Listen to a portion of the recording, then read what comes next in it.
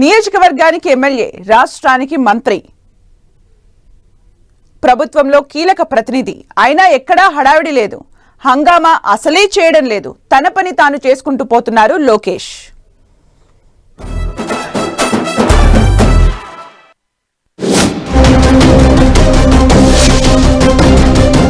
ఎమ్మెల్యేగా, మంత్రిగా లోకేష్ తనదైన ముద్ర.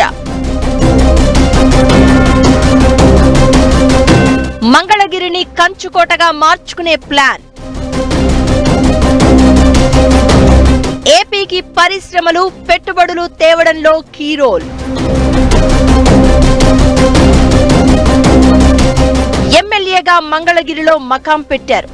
మంత్రిగా రాష్ట్రానికి పెట్టుబడులు తెస్తున్నారు.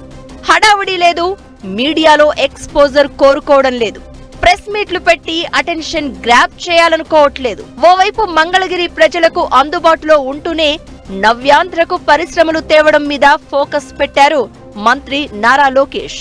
మొన్నటి ఎన్నికల్లో పార్టీ విజయంలో కీ రోల్ ప్లే చేసిన లోకేష్ తన కనుసన్నల్లోనే వ్యవహారాలను నడిపిస్తారని అనుకున్నారు.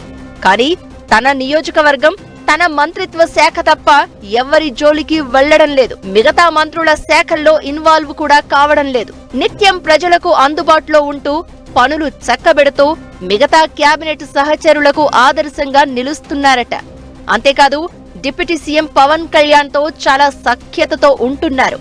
సేనానితో గ్యాప్ రాకుండా చాలా కేర్ తీసుకుంటున్నారు. పవన్ సూచించినట్లు మధ్యాహ్న భోజన క్యాంటీన్లకు డొక్కా సీతమ్మ పేరు పెట్టారు. మంగళగిరిలో సాదాసీదాగా ప్రజల్లోనే ఉంటున్నారు లోకేష్. ప్రజల అవసరం చిన్నదా పెద్దదా అని లెక్క కాదు. ఆపద వచ్చిన వారికి అండగా ఉంటున్నారు. ఉపాధి కల్పించే ప్రయత్నం చేస్తున్నారు. ఏ చిన్న సమస్య వచ్చినా ప్రజలు తన గడప తొక్కేట్లుగా ప్రజా దర్బార్తో, పబ్లిక్ తో టచ్ లో ఉంటూ వస్తున్నారు. జాబ్ మేళా నిర్వహించి ఉద్యోగ కల్పనతో పాటు ఫ్రీ వాటర్ అందిస్తూ అడిగిందే ఆలస్యమన్నట్లుగా మంగళగిరి ప్రజలకు ఏది కావాలంటే అది చేసి పెడుతున్నారు. పిఏలు తన అనుచరులతో పనులు చక్కబెట్టడం కాకుండా తానే డైరెక్ట్ గా పబ్లిక్ తో మాట్లాడుతూ సమస్యలు సాల్వ్ చేస్తున్నారు. దీంతో మంగళగిరి నియోజకవర్గాన్ని తన కంచుకోటగా మార్చుకునే ప్లాన్ చేస్తున్నారు లోకేష్. చరిత్రలో 2 సార్లు మంగళగిరిలో టీడీపీ గెలిచింది. 2019లో లోకేష్ పోటీ చేసి ఓడిపోయినప్పుడు చాలా విమర్శల పాలయ్యారు.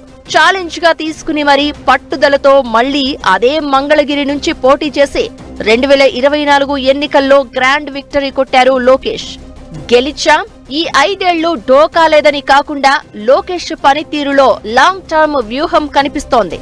నిత్యం అందుబాటులో ఉంటూ పబ్లిక్ తో అటాచ్మెంట్ పెంచుకుంటూ జన నేతగా ఎస్టాబ్లిష్ అయ్యే ప్రయత్నం చేస్తున్నారు.